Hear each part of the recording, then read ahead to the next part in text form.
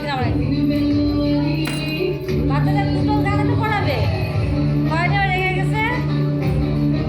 আর ও সেদিনকে সব কিছু কিনে দিচ্ছে যেন সে বড় আর সেটা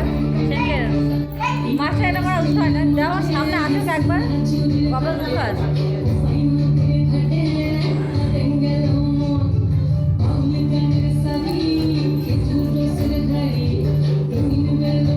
এসব গানে সব নাচ তোলা ওদের